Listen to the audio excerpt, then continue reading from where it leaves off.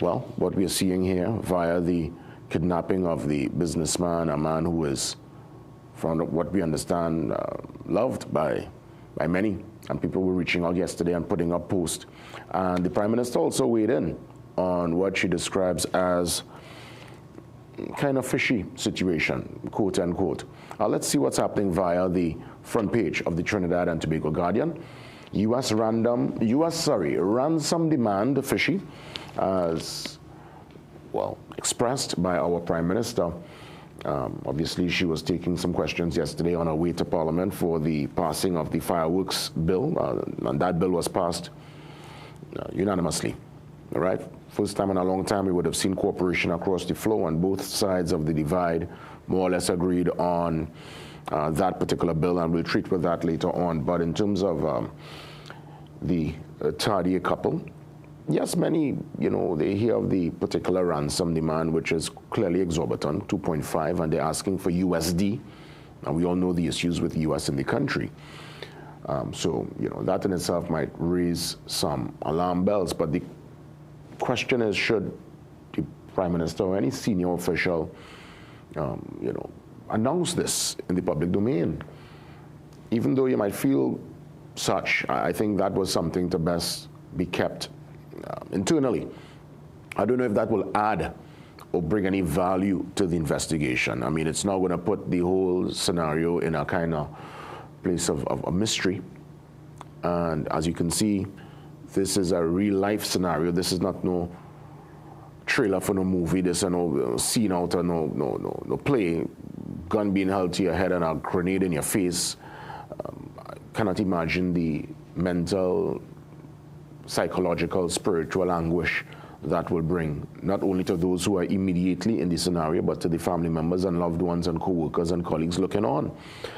And the question was also posed to the Minister of Homeland Security, and it was a big uproar on the floor yesterday as it pertains to answers and where we are right now as it pertains to this very sensitive case. And the TTPS, they have suggested that they are on the ball. All stone, well, not a stone would be left unturned, and they're going to put all hands on deck to bring some answers. So we stay on top of that story, and we hope for a positive development today. We'll keep you posted as we get news. Another scenario here, as we go to the front page, let's put this up full blast.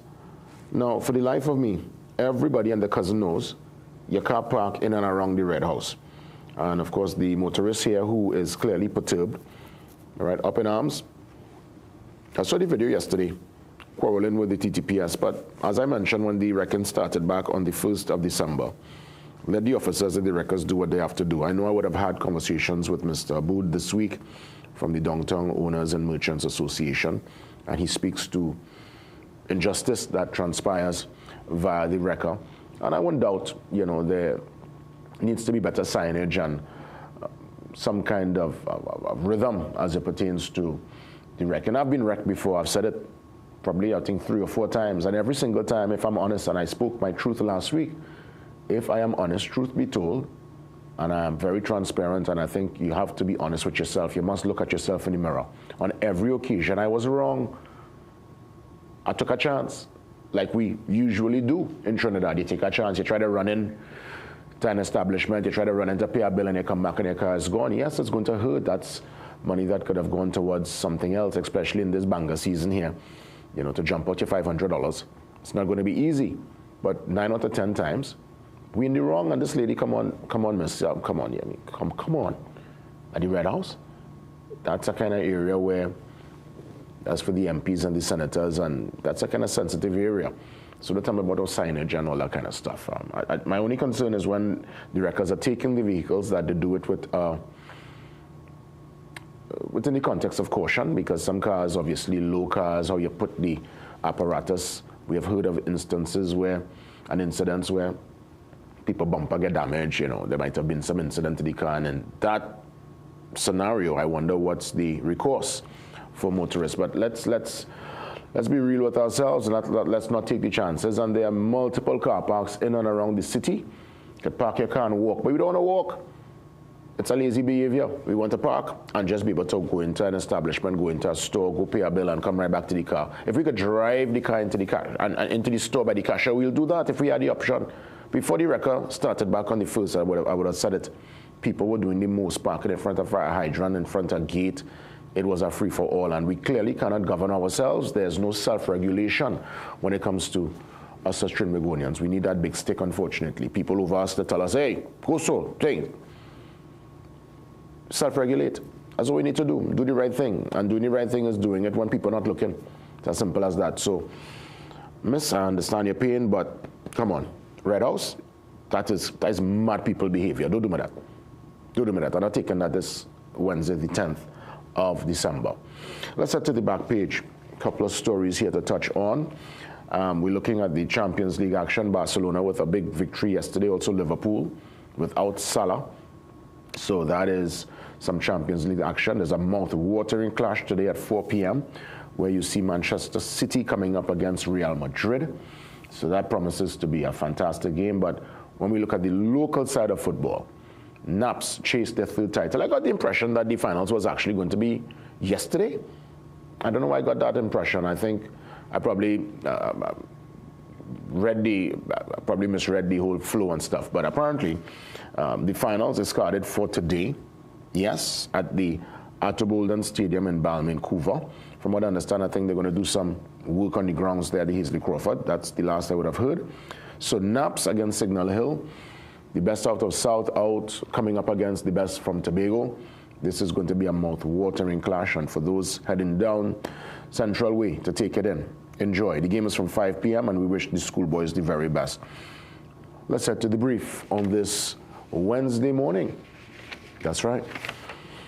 Some more action here. Dance the Bel Air. Dance the Bel Air. Monsieur Dance the Bel Air. Remember that one? Yes, that's a kind of classic from the good old days of West Village, right? So some students doing the performance there at UE on Saturday. And we're also looking at the CARICOM Nationals Unite in Beijing to celebrate Christmas. Trini spirit shines brightly. And I'm looking here at the amazing team. Some Trinis out there working, living their best life. I haven't been to China just yet, but I've been told that they are they're on a different level. They're probably 50 years ahead of everybody else. I heard the technology is to behold, and the place is rather safe. So, God spare 2026, I will really definitely, at some point, want to put my foot on the Beijing soil, the Shanghai soil, see China, see it for myself. Traveling to me is the greatest avenue for knowledge and to learn and to see what's happening out there in the big world, and we could apply some of the rules there and bring it back. But one of the rules that we don't need to travel and see for ourselves is self-regulation and being able to manage and govern ourselves. And unfortunately, we're still not there just yet. That's why record come back in town. Let's take the pause. Gary Griffith joins me, former National Security Minister. We are treating with the kidnappings, the border security, and the double tap strikes. And a statement that was made by the Prime Minister. I need some clarity on that from Gary Griffith when we come back after the break. See you soon.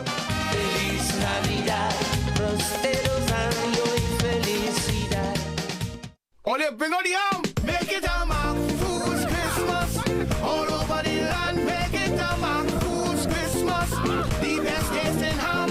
This year, make it a Mac Foods Christmas with T&T's favorite ham. We have pork, beef, chicken, and turkey hams, and even roasted garlic pork for the real taste of a Trini Christmas. Make it a Mac Foods Christmas. All over the land, make it a Mac Foods Christmas. The best tasting ham. Make it a Mac Foods Christmas. This Christmas, John Thomas presents Believe, a pop star Christmas. Featuring the Believe Junior Collective. A spectacular holiday concert packed with favorite Christmas hits. pop star energy and show-stopping voices. Be there on Friday, December 19th at Queen's Hall. We're bringing the dazzle, the music, and the glamour. Get your tickets now at Queen's Hall box office or at queenshalltt.com. John Thomas's Believe, A pop star Christmas. This December at Queen's Hall. Get your tickets today. Food Basket Marketplace. Season of savings. Arima, Shagwana, Chamflair, and Gulf View. Small turkeys, $99. Non-alcoholic wine, $19.95 each. Buy 5, get 1 free. Waffy wafer, $4.95 each. Buy 4, get 1 free. Pear Drax can case, $159.95. Butter cookies, $19.95 each. Buy 5, get 1 free. Gala apples, 10 for $20. Red seedless grapes, $19.95 per pound. Food Basket Marketplace. Season of savings. Arima, Shagwana, Chamflair, and Gulf View. Before you take your omega-3 supplement, check for the natural products number NPN on the label. This unique code shows that Jameson products have approved rigorous Health Canada testing for safety and effectiveness. Unlike some supplements that carry disclaimers like not approved by the FDA, Jameson Omega-3 is the trusted choice, offering 1800 milligrams of EPA and DHA for heart health. Choose quality. Choose Jameson. The detergent smells nice while washing, but when you use the new Downy Intense fabric softener, with its new multi-capsule fragrance, it releases an intense scent that lasts twice as long. With the new Downy Intense, you'll enjoy a rich and delightful fragrance that keeps you feeling fresh 24/7. Move from CXC to your business management degree in just over 2 years with the globally and ACTT recognized ABE qualification at CTS College. Students with limited CSEC passes or mature candidates with work experience can enroll. Each level can be completed in under 6 months, with a diploma awarded upon completion of each level and a bachelor's degree awarded at the end of the entire program. Contact CTS College today and ask about our flexible payment terms. After a long day at work, endless meetings, traffic jams, and stress that drains you, you get home with no energy left for today or tomorrow. That's why you need Astamin. It helps restore your vitality. Packed with essential amino acids, vitamins, and minerals, it fuels your body, supports faster recovery, and keeps you going strong and healthy. Beat fatigue, recover faster, and feel ready for whatever the day throws at you. Choose Astamin today. Safe for diabetics, suitable for vegetarians, and it's sugar-free. Available at pharmacies nationwide. It's painting time.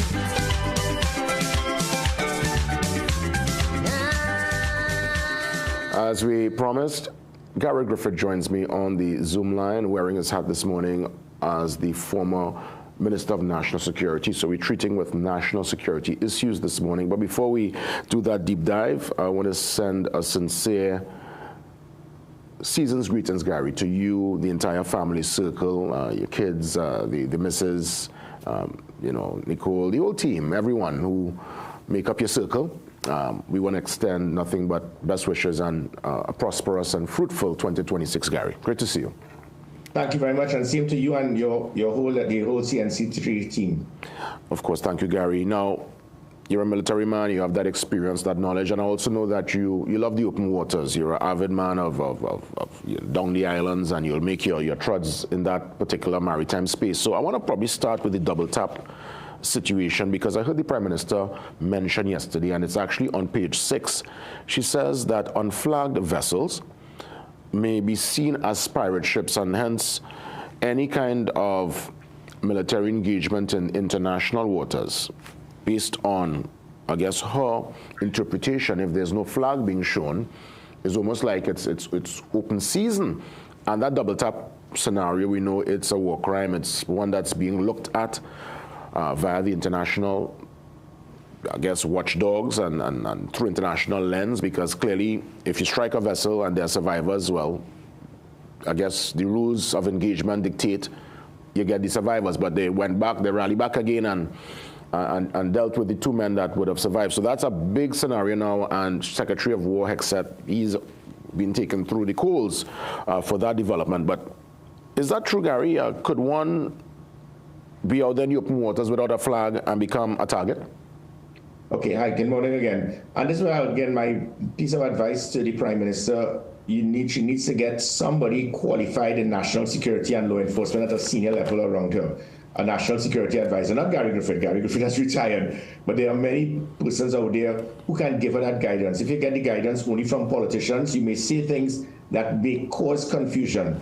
She's not, I haven't said that, I'm not saying that she's wrong, but it is how it can be interpreted. No, that it is not true that if it is your vessel doesn't have a flag, you automatically deemed as a pirate vessel if you're in international waters. You can be deemed a stateless vessel. There's something totally different. And it is not that, and you see what I don't want to do is to put panic in people. Many people take their vessels, they go fishing, they go Grenada, they go St. Lucia, and they may believe, oh my God, the Prime Minister says I have to fly a flag. That is not what the intention is. What she's trying to allude to is that your vessel must be registered in a country.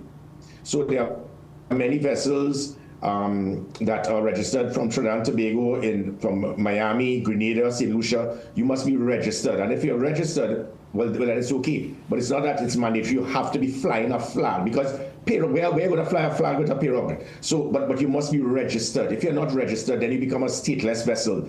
It does not give the authority for any law enforcement agency or military to look down in the sky and you're not seeing a flag. It gives you the right to neutralize that vessel. That is totally untrue.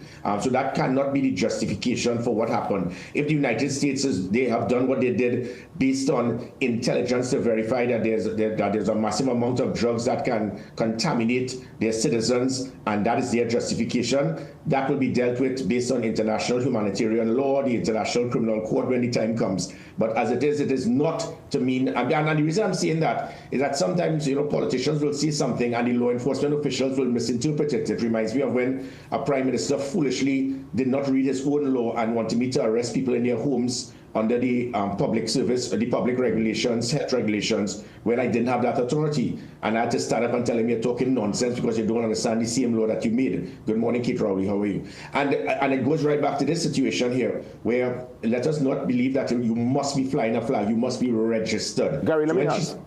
You have to be registered in a country. So the U.S. would have pulled out of the ICC in the early 2000s. I believe that was with George W. Bush, the second coming of the Bush, his son.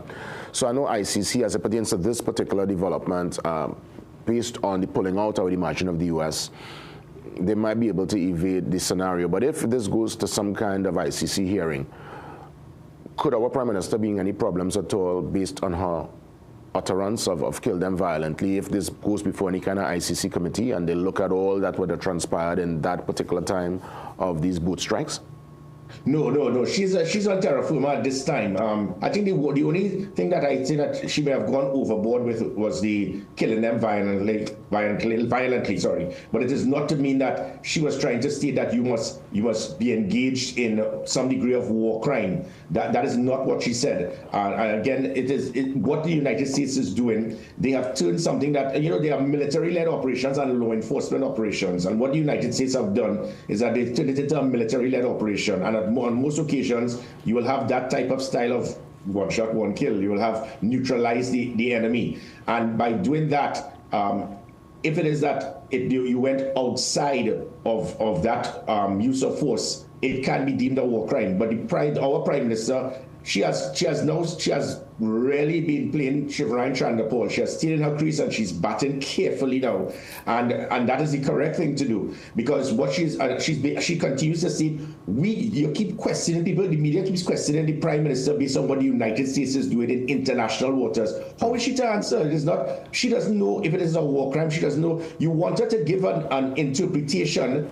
and a comment on something that can affect relations with the United States when it's not called for. What the United States is doing is going to be dealt with at the appropriate time. And again, it is where it is military officers and law enforcement officers must have the strength and the courage to know when something is an illegal command. You notice now, the Admiral, he is now virtually looking like he's being thrown under the bus. You're hearing U.S. politicians stating, well, I didn't stay in the war room at the time. I had to go in the washroom, so I didn't know this when the second strike took place. They are moonwalking like Michael Jackson, and at the end of the day, it's the military persons that are going to be affected. This Prime Minister, our Prime Minister, she has been very careful now. In her words, she continues to say we are not going to condone war crimes. We are not going to have the United States use Trinidad and Tobago as a landing base to attack Venezuela. We are not going to support extrajudicial killings. So she has said all of the right things. If the United States have indeed breached regulations of international humanitarian law or whatever, that could be dealt with between the United States and, I said, the International Criminal Court or whoever.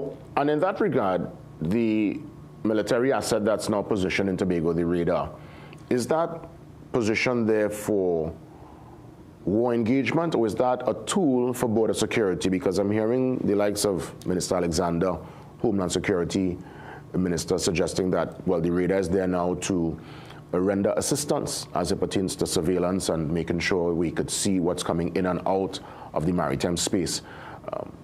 What's the true intention there? Because you would have mentioned that the operation went from law enforcement operation to now a military operation as it pertains to the drug traffickers and the narco traffickers. So that radar being put into Tobago, is that an asset, as it will, when we consider border security? I'll definitely say so. And just before that, let me just add again, the situation with the law enforcement. My personal views, I can't see the, my personal view, as I said, the United States turn it into a military operation. You have nothing to gain. You continue to attack the small fish. You know, we love to talk small fish and big fish.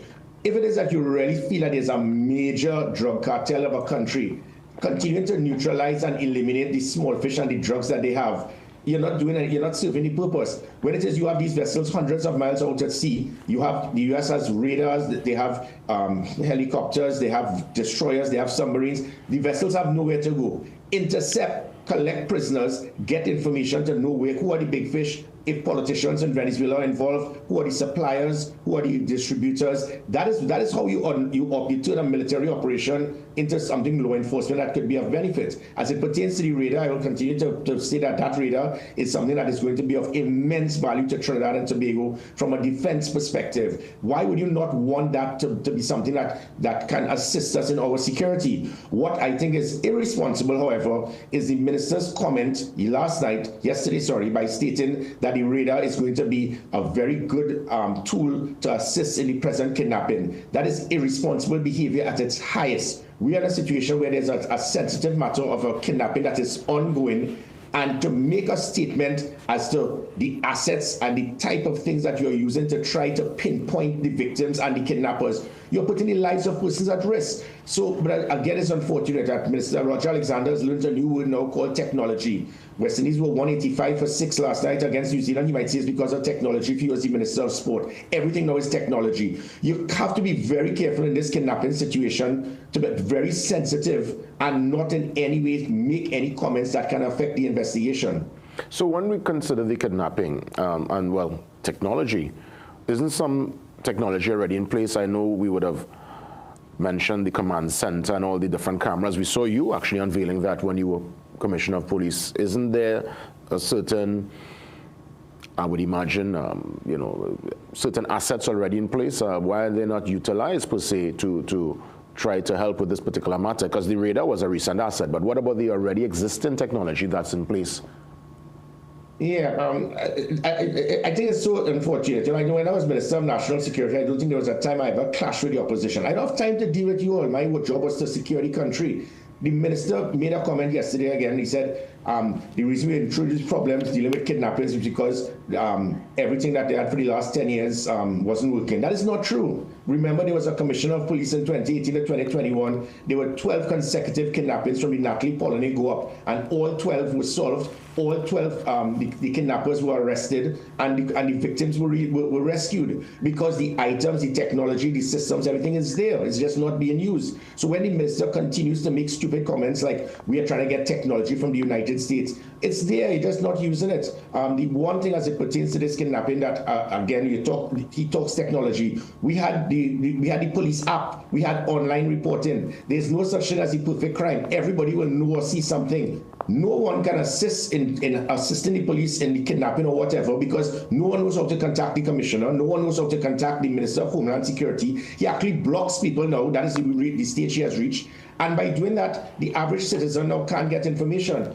We were able to get many crimes solved by that 482 Gary, having contact with the commissioner directly, the police app, the online reporting. The technology is there. So when the minister continues to state that there's no technology and we have to get from the Yankees, I mean, it's because he's not aware of what is there. But again, he's in a junior position in the service at the time, so he may not know. So you said information, and it struck a chord with me, because there are many who are looking at the current situation and are just talking here the national security situation in terms of the holistic point of view for Trinidad and Tobago, and people want information. Where's that sweet spot? Where do we balance public interest and national security issues? Is it that the Prime Minister and others are doing the right thing by saying, well, listen, I don't know, deferring the question to somebody else? You know, when you ask somebody, well, we don't know, we're working on it. Is it a need to know basis? Should we know what's going on a little bit more? Or are they entitled to really tell us, hey, hold us restraint and kind of evade certain questions when we consider the national security conversation? No, definitely, it is a need-to-know basis, but there are many things that the country needs to know. And the reason why the government is operating like this, I listened to Akash Samru tell the Prime Minister we can't get in contact with the Minister of Defense. What they're doing now is saying, look, before I make a fool of myself and I say the wrong thing, I'm not going to speak to the media. That can cause persons to be concerned. You notice as Commissioner, every Wednesday I will have a press conference. Pumping you all with information, so take away wrong perceptions or whatever. Remember when we had the situation where every police officer was told to come off leave, all soldiers were asked to return to camp. The country was in panic mode, and the Minister of Homeland Security's logic was, well, I know it's nothing to worry about, so if all is so stupid, that's all your problem. That is lack of understanding, because remember, he wasn't trained at a senior level to understand communication must be pumped in real time to the public to make sure there's not that void where fake news and wrong information can be passed. Again, the government has absolutely no one, even from the rank of a private in the military, to give them advice. There's no one, even Roger Alexander was in charge of 20 men. So they don't have, there's no one with that type of expertise to guide them. So, for example, when the question was asked to the Minister of Defense, how many vehicles we have in the Defense Force, the man went standard orders 27. You can go, as I said, you could go online and know how many submarines the US has, how many aircraft carriers China has. So to say that I cannot tell you how many SUVs and wing roads that the Defense Force has because that will affect national security, because he does not know if he says it, if it's the wrong thing or not. They need to have, and again I continue to speak about the Brigadier Carl Alfonso's, the John Sandys, the Franklins, the Kel Scholz. There are so many qualified persons who went to the same war college as this general who came here to eat doubles. They need to be able, they need that war room of retired chiefs of staff to advise the government to know what to say and how to say it. And let me just quickly add about the double tap. The double tap situation is it's a law enforcement term for when it is you're on a range and you have to fire 2 shots simultaneously to make sure you neutralize the enemy. Because if it is you fire 1 shot, as I continue to tell the police, with 1 shot, 1 kill, if you do not fire at a critical part of the body, the person may still have the ability to shoot at you. So you use the double tap, 2 shots 1 time immediately, so to make sure the person is neutralized. From a military perspective, that double tap, if it is simultaneous, it is not a war crime because you're just firing 2 shots immediately to neutralize the vessel or the enemy. If you fire 1 shot and then after time passes and then you see persons now, there's no threat to you, they cannot escape, and then you fire it, now we're starting talking war crime. And that is why the politicians said, well, I left the room, so I don't know what happened after that. So the double tap situation can have some very far-reaching effects if it is that we found out that the individuals, after they neutralized the vessel, the persons could not escape and they were not a threat to your troops, that you still went back and fired. As we wrap things up, Gary, are you concerned there's a rise in kidnapping, this most brazen kidnapping, the Prime Minister calling the whole scenario a bit fishy? Your take on this development as we more or less exit 2025, and we're in a joyous time, and to have to deal with that kidnapping is not one that really sits well on the chest at all. Yeah, again, too many politicians on both sides, they're playing with statistics, if there's been a rise or not. The end result is that the public is starting to be fearful yet again. And that is the fact. So what can be done? It was done, as I said, never before in the history of this country. You saw 12 consecutive kidnappings being solved, persons being arrested, and the victims being freed. I cannot, and I ask the country, let us not have any comment whilst this matter is ongoing. So foolish comments about the radar is going to be used to assist in finding the victims and solving the kidnapping. Very irresponsible. It is not required at this time. The only thing that I wish is that the police can have a system to allow the public to give them information. It is not there, but there are many things. There is the equipment, technology, systems that can be used. It is not being used at this time. And when it is that persons put their ego aside and they want to know how to deal with it, they know how to contact me. Gary, as always, sincere thanks, all the best, and I guess probably we might chat before the end of 2025, but if not, great conversations for the entire year, and it's always a joy to have you on the show. All the best. Likewise, bye. Gary Griffith there, touching base. We pivot into another important conversation for World Human Rights Day. That's right, the International Day for Human Rights. It's today, and I'm a human. We all are. So let's get into that conversation with legal officer from the Caribbean Center for Human Rights. See you soon.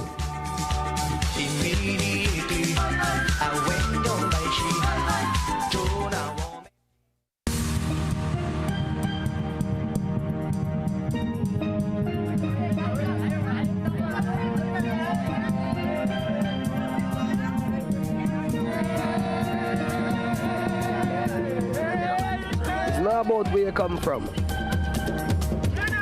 It's about staying true to yourself, following your passion, and believing in the power of your voice.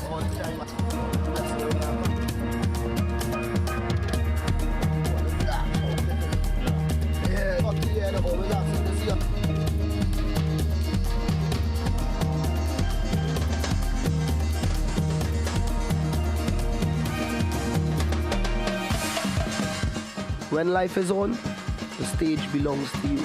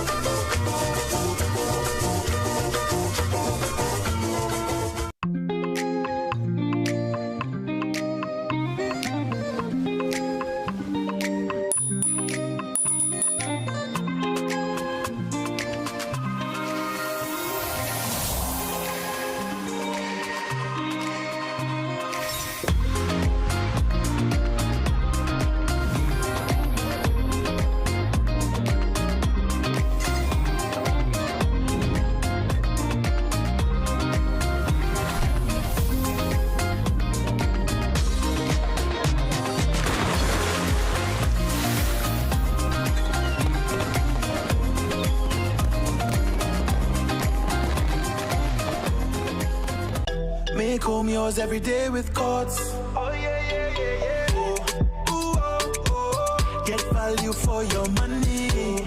Ooh, oh, oh. Courts have the best quality. Home is what you make it. Best prices and good credit. Oh, Courts have it all. Courts has what you need to make home yours. You can get it all with easy payment plans using Courts Ready Finance. Courts, make home yours. Parang with Rome is on. We're heading to Cipriani College, Valsayn on Saturday, December 20th for the most festive lime of the season, featuring Marcia Miranda, Crazy, Eddie Charles, plus Nyla Blackman, Alison Hines, and the Prince of Soca Parang himself. It's Rome! And that's not all. Live Parang vibes from Los Alumnos de San Juan. Get your tickets now. IslandEtickets.com or call 4TICKET. That's 484-2538. Season's greetings from Secu Credit Union, where we make your dreams come true. Check out our vehicle loan specials, flexible terms and reduced rates until February 2026. Need funds for the holiday season? Take advantage of our $20,000 Sorrel season loan. No hold-on shares and no installment payments required until 2026. Get up to 5 times your shares balance with our personal loans or access up to $1 million for debt consolidation. Contact us at 226-7328 for more info. Secu, supporting expectations, caring for you. Bring the magic home this Christmas with G-Mar Home Furnishers. Enjoy up to 30% off store-wide and make your home shine this season. From elegant furniture to modern appliances and more. Shop online and stay tuned to our social media pages for exciting weekly sale drops. Take advantage of our extended opening hours all Christmas season at our El Dorado and California showrooms. Call 235-4925 for more information or visit us in store. G-Mar Home Furnishers. Best value for your money.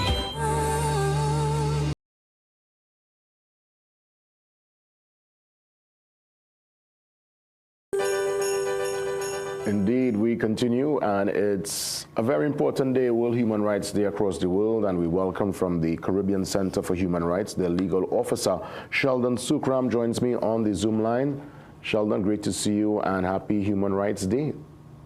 Hi, good morning. Thank you. I appreciate it. And happy Human Rights Day for all. And thank you for having us on your program.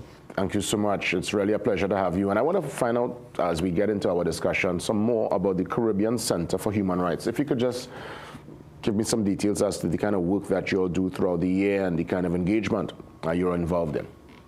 Sure. So the organization would have been founded in 2006. The Caribbean Center for Human Rights, called the CCHR for short, monitors human rights issues, advocates with government, different stakeholders on different human rights issues. Particularly within the past couple of years, we are located in Chaguanas, Montrose Main Road. Our focus primarily within the past 2 years or so would have been representing refugees, asylum seekers. Now, this does not mean that we do not also represent nationals, but due to our partnership with the UNHCR, United Nations Refugee Agency, we would have worked more. There would have been a greater focus on the refugees and assisting them. However, we also represent nationals as well. We do a range of human rights issues, inclusive of protection orders, representing the refugees at special inquiries, doing IDC visits, representing them at the High Court for different human rights breaches and whatnot. Yeah, and I recognize this is something that would have been established since 1948, so before your time, before my time. And we're still having the conversation, a very important conversation.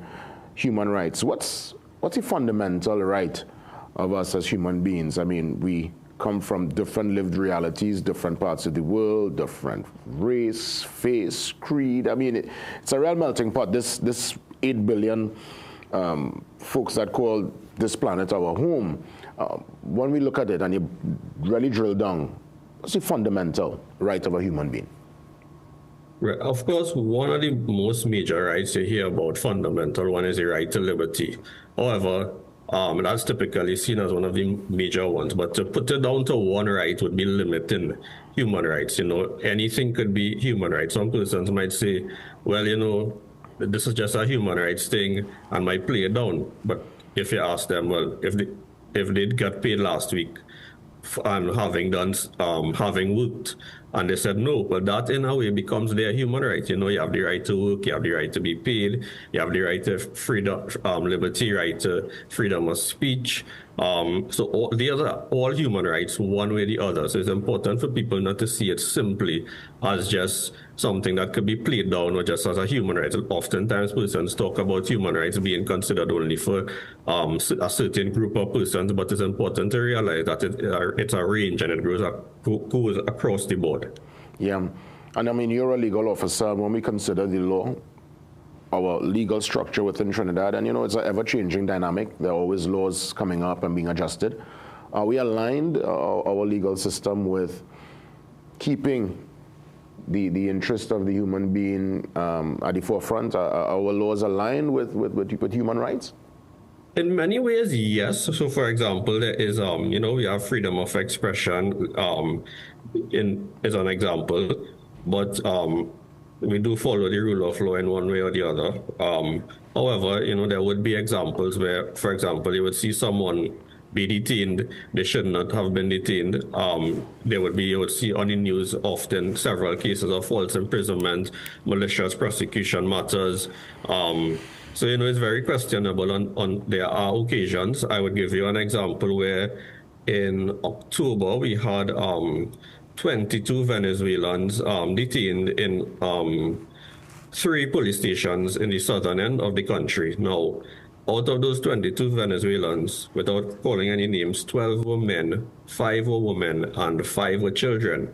These persons were detained at the police station for 10 days. You know, and they were never brought before the court. Had a relative not reached out to the organization, they would have probably been remained in the jails, in the police station cell. And this includes not just, when I say 5 children were also detained, one includes a baby which was 10 days old, 2 months old, sorry. So you had a baby who was 2 months old in the police station, 10 days, just detained. And not only that, had CCHR not gotten involved, they probably would have not been able to access bail. We were able to get bail for all 22, and it's very likely that the parents, the adults, would have been kept in remand yard because they were charged for illegal entry and whatnot. Now, that is very, a violation of international law, having 10 persons, including minors, a baby, detained in a police station cell, without being brought to the court after 10 days, only after the organization's involvement. And based on that unfortunate circumstance, let's pivot to policy recommendations. What can be done via our lawmakers to ensure what you just mentioned never takes place going forward? Well, firstly, it involves you need to go from the very start. We need to actually recognize these persons as refugees.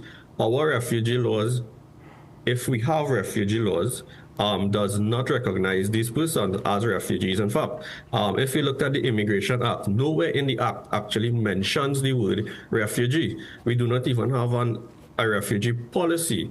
So in 2014, there was a draft policy published by the government, but it remained as that, a draft. Nothing came out of it. Government change, nothing came out of it. So nothing has been done. So I would say an amendment needs to be made to the Immigration Act, or at the minimum, a policy needs to be implemented which would actually recognize these people as for who they are, and not just have them there as not permitted entrance, Yeah, Sheldon, I want to touch on a sore point, and it's something that really the urban centers, they treat with every single day. San Fernando, Port of Spain, Princestown, Sawa, you name it. And we're talking here the socially displaced. I've seen where initiatives to remove them would have failed because, again, they speak of their human right to occupy the road and to not be harassed and to be taken against their will and put into some dwelling house far removed from the city. It's a very sensitive and touchy issue. Where are you guys when it comes to the socially displaced and the many men, mostly men, a few women that we see all over our urban centers? Well, it's a very touchy topic, and it goes back to helping persons before we even reach at that stage. A lot of these persons are there through very unfortunate circumstances. Some are there simply through they very well could have been persons just like you and I, and sometimes one little mistake, one thing goes wrong in your life and you end up in that position. So what we need is proper things from the start, from the state, from different organizations where we could work together to not just remove them from the street, but put things in place where we could rehabilitate them, put them not just a shelter where we just lock them in and call it a shelter when it very well could be something of a pseudo jail. What we would want is something where we could actually have a proper program in place, a plan in place where we could take them through. We could employ them, see how best we could deal with it. We don't want to just deem people as mad and have them off the street. So it's an important and touchy topic, and it's something that needs to be addressed. You walk down right Port of Spain, you see it right outside the office sometimes. Yeah, I mean, obviously what you're bringing, there's a nice medium and long-term plan, but what can be done in the short term? Because, every single day, and you go to Independence Square, you look at the promenade. There's a man who's taking a shower every morning around 5:15 right there in Abercrombie Street, right in the drain, washing all his unmentionables. And, you have to consider children going to work, people going to work. It's almost like we have turned a blind eye, and it's really one of those issues, as you rightfully said, people who fall off different circumstances, whether it's substance abuse, you name it. Multiple limbs of consideration, but there are many who they're looking for some kind of result in the immediate future. Is that possible? And could it be done under the context of human rights? Yes, it could be done under the context of human rights. These are people, after all. A lot of them have obviously no shelter. They eat from the bins, so it's a very tough situation, and it's one where it needs to be a holistic approach where not just one person passes and give them food on a day, one person does X and Y. It needs to be the different parties need to come together and see how best we could actually assist them and give them the help that they need. Well said. Well, I know that there's some great work happening with the Caribbean Center for Human Rights, and there's a donation drive, from what I understand, happening. Could you share some of the details with me? Yes, so there is a donation drive we have. Last year we had something similar. Earlier in the year we had different programs. Yes, so here you see it on the screen. So we are collecting donations. Persons could bring clothes, So what we do is we collect clothing, we collect items which we could give to the poor, give to persons who need assistance, and it can be dropped off at our office between now and December the 12th, Monday to Friday, from 9 a.m. to 4:30 p.m. We will be giving this to the members of the public who needs the assistance. Like I mentioned previously, a lot of our work involves the refugees, but it's not only refugees. That was a misconception that persons would have had previously, but persons who need the assistance can show up. Yeah, well said. Well, all the best to you, and keep up the great work, and feel free. Any new engagements, any kind of major happenings in 2026, you'll always have so we definitely do a lot of engagements with the public, go out to the community, so we'll definitely reach out to the media and see how best we could assist and highlight the issues we have. Indeed. Sheldon Sukram touching base with us, legal officer under the umbrella of the Caribbean Center for Human Rights on this Human Rights Day across the world. All the best, Sheldon. Thank you very much. I appreciate it. Yeah, you're most welcome. Social media details after the break. See you soon.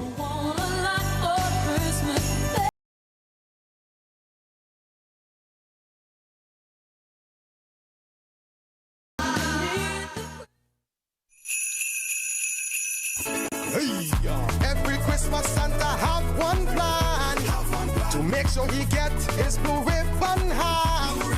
Forget the rest, this is the one, the best is in ham blue ribbon. Even Santa knows a Christmas ham is a blue ribbon ham. Whether it's pork, beef, chicken, or even turkey hams, Blue Ribbon has hams for everyone. Forget the rest, this is the one, the best is in ham blue ribbon.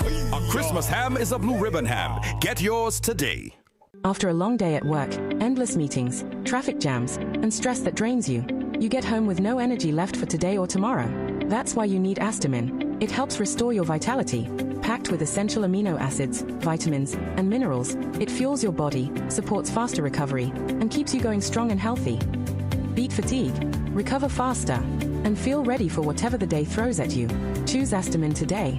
Safe for diabetics, suitable for vegetarians, and it's sugar-free. Available at pharmacies nationwide. Step into ABC Doors and Windows, where quality meets variety. Discover premium wooden, steel panel, fiberglass, and steel security doors alongside aluminum, UPVC, and steel windows designed for strength and durability. At ABC, we're always a better choice, delivering products built to last and service you can rely on. Visit our showroom at 1 Chanka Trace, El Socorro South, or call 638-7184 to make your dream home a reality.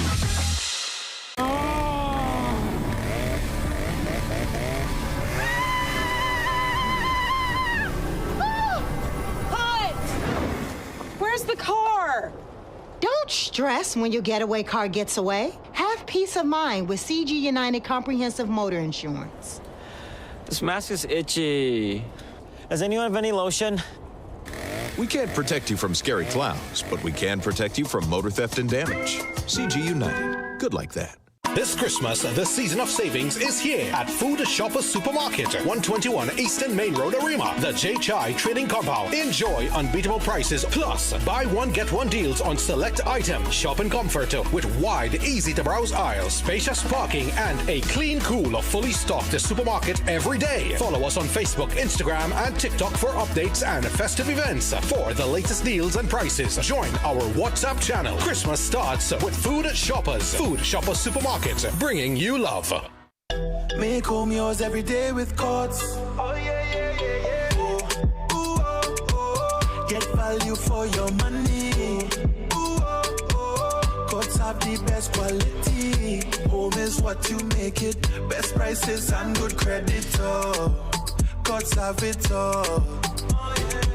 Courts has what you need to make home yours. You can get it all with easy payment plans using Courts Ready Finance. Courts, make home yours. Discover Regal Granola. Crunchy, flavorful, bursting with berries, seeds, Regal almonds, walnuts, pecans. High in fiber with real orange juice. Get Regal Granola, the perfect snack for your lunchbox. Now this is Radical Trading, you know that? And them have everything to cover anything. Radical Trading have the best fabric designs for your upholstery needs, yeah? The furniture, car, boat, tent, even material for school bags. This will look really nice on my couch, boy. They even making pillow too. Sprang.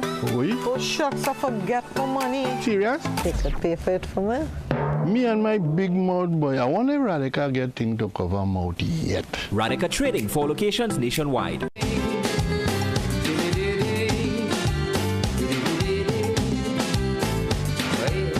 7 moving up to the 7 o'clock hour on this 10th day of December, World Human Rights Day, we just found out. So let's keep that in mind.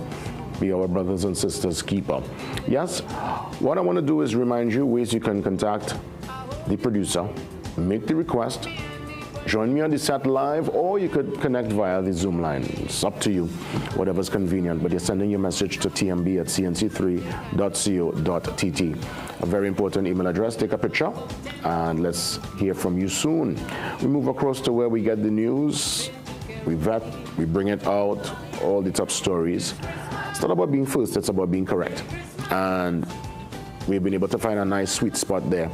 So lots of what happens during the day, especially with Akash and team there via the politics, we get, in real time what's going on before we even take in the 7 p.m. news. So it's Instagram, Facebook, and X. I implore you that you follow and stay on top of what's happening. Another great way is via the app. CNC3 mobile app, your #1 source for breaking news. All your favorite content on demand and programming details readily available. Today is Wednesday, so go check it out. Let's head now to the Trinidad and Tobago Guardian. 108 years of legacy, new look and feel. But back in the day, it would have been the Gazette. Massive papers. I remember they bought a replica the other day. I say, wait, boy, that was papers, boy. Papers, big. Massive screen. Well, let me screen. Big sheet. Yeah, it was a different time. But we want you to visit guardian.co.tt if you want to enjoy the Guardian on your smart devices. Let's move now to our word for thought. Mark Twain said, the secret of getting ahead is getting started. You hear that? The secret of getting ahead is getting started. It's just a start, And when you start to remain consistent. With that being said, let's take you now to our weather forecast for today. And today, it's expected to be fair. I would say fair and breezy. Now, these conditions could be interrupted intermittently by the isolated light to moderate shower. So nothing too heavy today if the downpour comes around. Now, the seas are moderate with waves between 1.5 to 2 meters, but could peak at 2.5 meters in open waters and 1 meter to 1.5 meters in sheltered areas. The forecast high for today, it's a hot 32 degrees Celsius in Trinidad and a 30 degrees Celsius forecast there in Sweet Tobago. Let's take the pause and we come back after the 7 a.m. news update, your open forum. See you soon.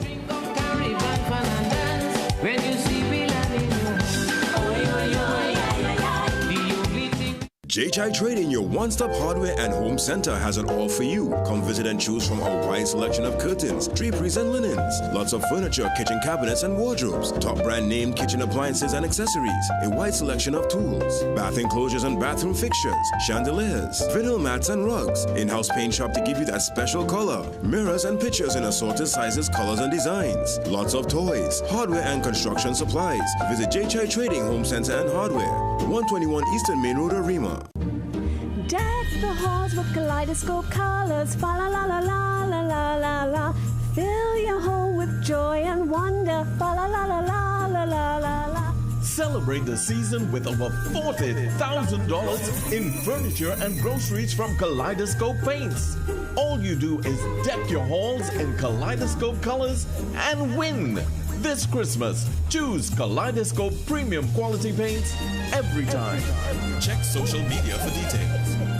Ah, Christmas, the season of love, laughter, and just a little bit of chaos. Sometimes the ham has other plans. And sometimes you just need to call Granny. Digital Postpaid Family Plan keeps the family connected. Now everybody can be in the Christmas line near or far, starting at $500 for 2 new postpaid customers. Get 200 gigabytes of data plus 1,000 anywhere minutes to share more of those festive vibes that make this season brighter. Because at the end of the day, Christmas isn't about perfection, it's about real connection with Digicel.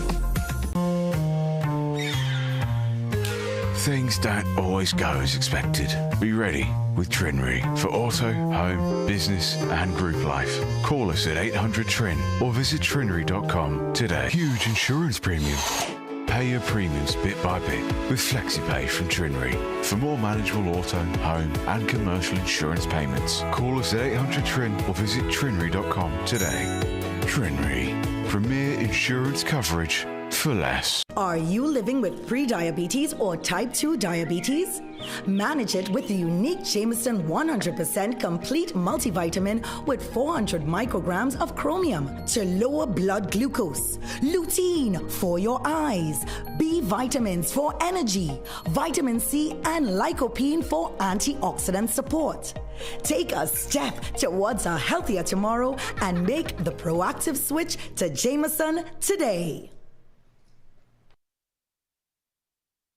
Fill your slate with D-Best for less Christmas specials at Southern Food Basket. Swiss Chinatown noodles, 454 grams, 2 for $19.95. Goya Spanish capers, 2.5 ounces, $18.50. Goya stuffed manzanilla olives, 2.75 ounces, 2 for $29.95. Lay's Stacks, 155.9 grams, assorted, $16.95. Valentino, non-alcoholic sparkling wine, $19.95. Pear Drax, 300 ml, 3 for $19.95. With every $200 you spend, you can qualify to win a dream Christmas home makeover with over 100 appliances to be won.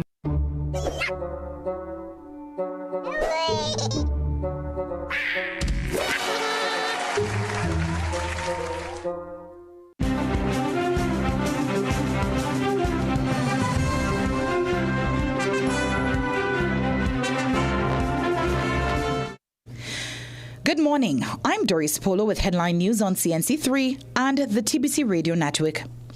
Director General of the International Air Transport Association, Willie Walsh, is condemning the use of airspace as economic and political weapons by some governments, saying it is, quote, inappropriate and unacceptable. And the association further warns that geopolitical conflicts are increasing costs for airlines. Though the organization does not track the financial impact of conflicts, it warns that airspace closures, GNSS interference, and airlines being forced to reroute for both political and safety reasons are constraining operations and reducing efficiencies. Walsh urged governments to follow established international procedures and emphasized that safety decisions rest with each individual airline. His comments come 2 weeks after U.S. President Donald Trump declared in a social media post that Venezuelan airspace should be considered closed, despite the U.S. having no legal jurisdiction over Venezuela's airspace. Scores of bar owners gathered at Woodford Square yesterday accusing the finance minister of victimization over a proposed amusement gaming tax, which they warn could cripple small and medium-sized bars and trigger widespread closures.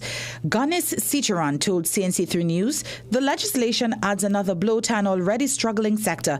He noted that Clause 20 of the bill, which seeks to amend the Liquor Licenses Act, would raise the gaming tax from $6,000 to $25,000 per amusement machine. The clause also increases the tax on electronic roulette by $80,000 per device. These hikes come on top of rising alcohol costs and a proposed jump in liquor license fees. He questioned why a government they backed at the polls is imposing further hardships, as bar owners already face higher landlord taxes and electricity costs. Everybody wants everything tomorrow morning. We must have revenue earners, revenue generating measures, and these are some of them that will go at matters that are not essential to the life and enjoyment of property and people. However, the Prime Minister defended the measures, saying they are necessary for the country's revenue needs. Prime Minister Kamla Persad-Bissessar will consider giving the Chief Secretary a permanent seat on the National Security Council.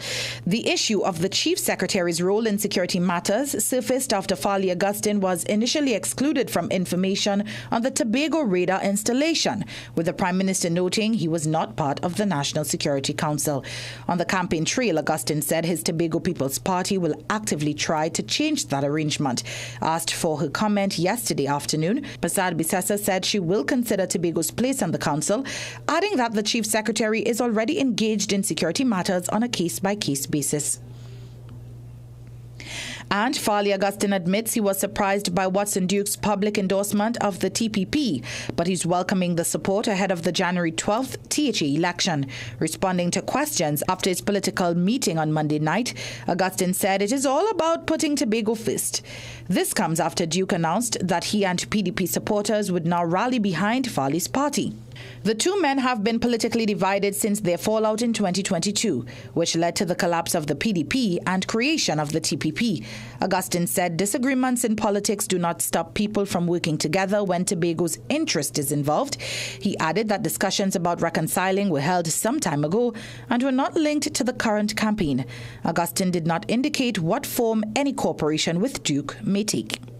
Those were your 7 a.m. news headlines. We'll have another news update at 8 a.m. on the TBC Radio Network.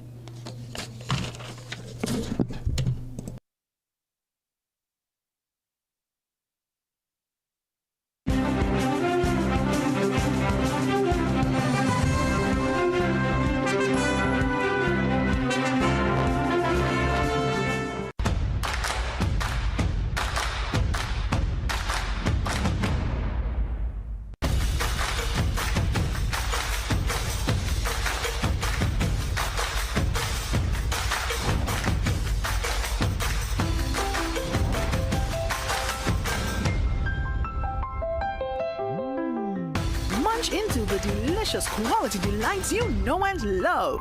Devon Creams. Smiles in every bite.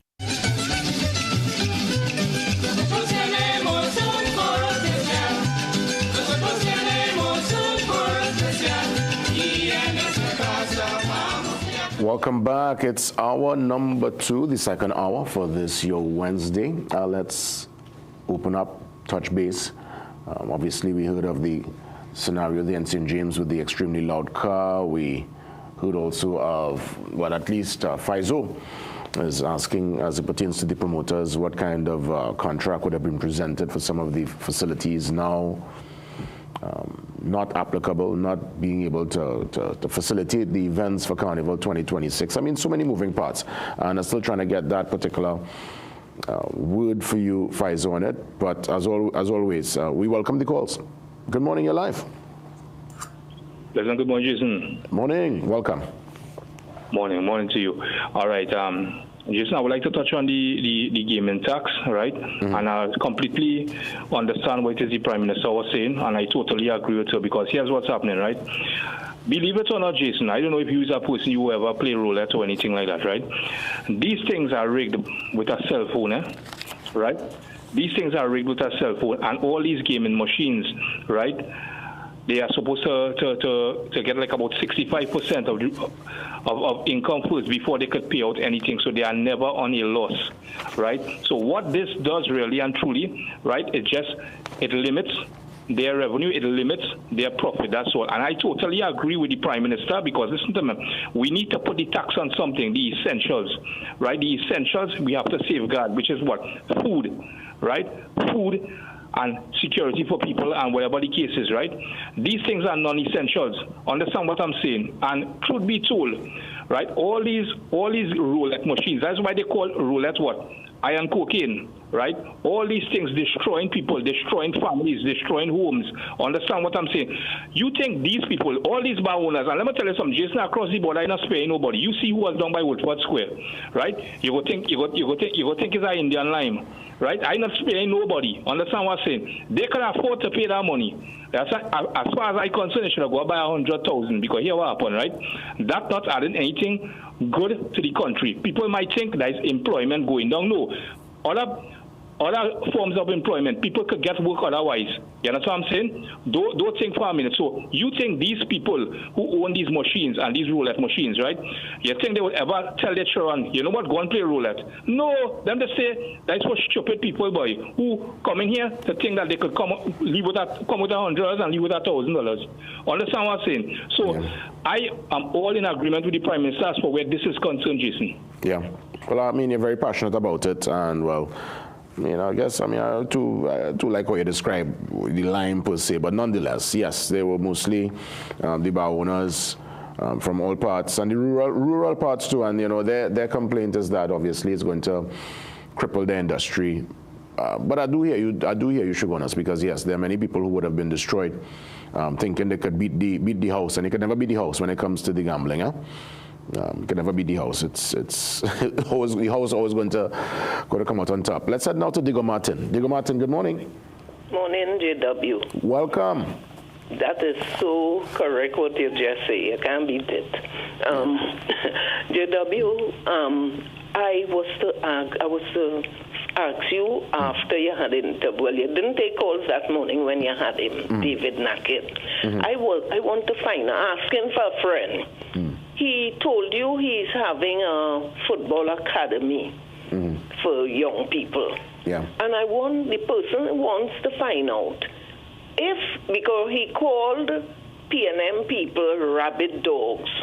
So she wants to know if a P&M rabid dog child will be able to partake in his football academy. I'm just asking, because I don't know if he'll come back. Maybe he might come back before it opens. But he said he's having a football academy, and I say, what? And the person saw it too and want to know if P&M Rabbit Dogs children could come and join his football academy. Well, I take instructions. Right, let me move on. I want to commend this government for that fireworks bill, law, whatever it is they passing or passed concerning the fireworks, the scratch bomb. Thank you, Jesus. This year we will have a peaceful, lovely Christmas and All Year's Night. JW, I stopped going to my church down here in Diego Martin on the boulevard because of them scratch bomb and fireworks. Because we know the new year comes in 12. JW, they starting all 8:30, 9:30. I never forget that year I'm in church in St. Michael's, and people only jump in. Every minute the priest had to stop and people jump in.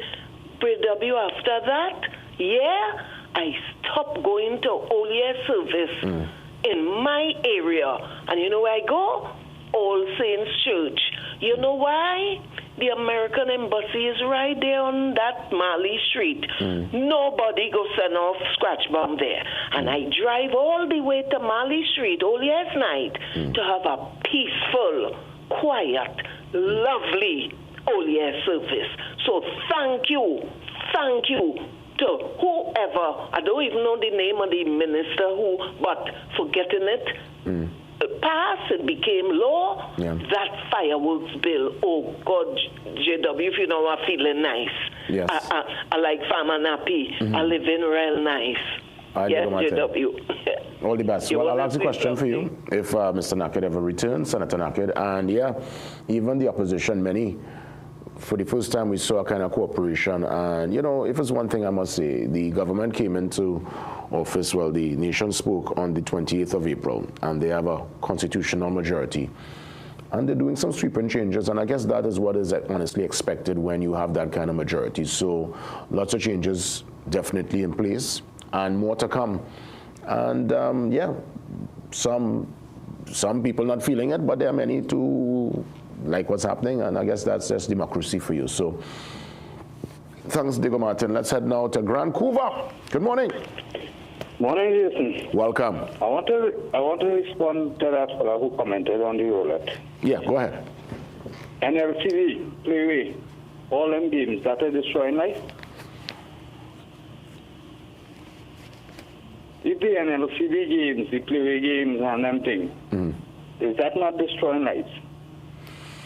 Well, I mean, that's for Shogunas. He will have to answer that because you're bringing a valid question. Right? He talking about the roulette and them thing they should put higher taxes. Who will tax an LCV? They really are destructive thing to people. Because when you play and you lose, you feel you go win again. And you go back again, and you go back again. Well, that's all I have to say, Jason. Well, Olibas Vancouver, everybody will have their visor. There are folks who will swear to you that they understand the rhythm of the numbers, they mine and mark, they have the charts. There are people who go by the roulette and they feel they could, take the house. That's just their thing, Do we govern? Do we tax it? Do we put a spoke in a wheel? People find a way. If they can't do it legally, they'll do it illegally. And unfortunately, that's the reality of folks who live in that space and that world. We take one more. Let's start to Pleasantville. Good morning. Good morning, Jason. Welcome, my brother. All the best again.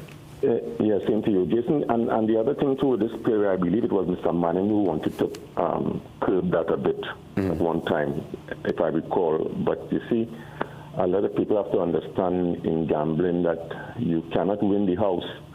And people believe that, and usually when a society is going through what we are going through right now, everybody always feels that they have a chance and they would take a gamble. Yeah. Like we gamble in life, we take chances, But Jason, what I want to speak about very quickly is that that statement made by the Prime Minister when she stated that this unfortunate kidnapping with this couple, it sounds fishy, words to that effect.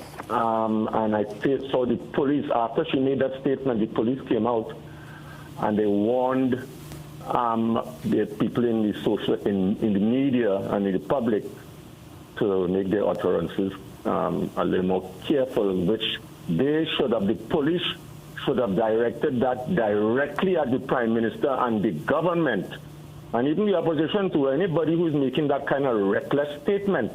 How can you come out as a leader, head of the National Security Council, and something that is ongoing, and make that sort of declaration? That is something that we have to be very careful what we're saying out there. And we are seeing it time and time again with the Prime Minister. Either she's not speaking, or when she speaks, she puts her foot in her mouth, with all due respect, or her other ministers are not being truthful and they're being very evasive. But what she did yesterday was totally wrong, and she should apologize to the public for that. Thanks.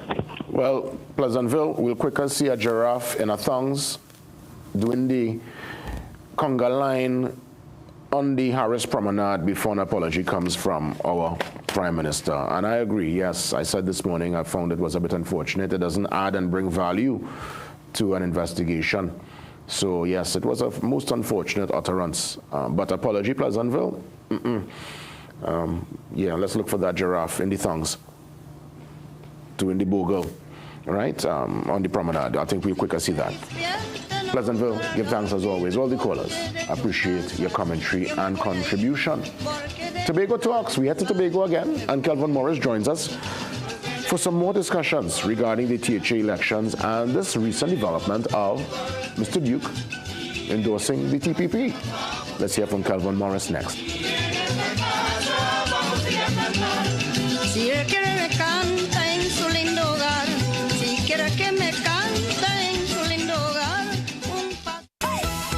It's Christmas time, let the fiesta begin. Baskin Superstore, come and step right in. Pots and pans shining, cookware so bright. Mini appliances ready for your Christmas night. Pretty decorations, dancing with cheer. Toys for the children, wait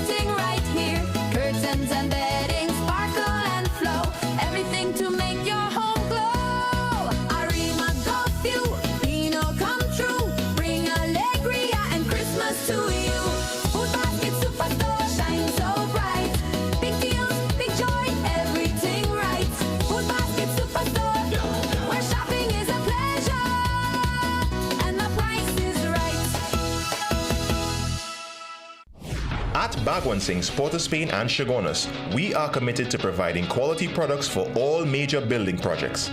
Let's build together with rebars and beams, BRC coils and mats, RHS and angles, roofing sheets and purlins, lumber, plywood and MDF.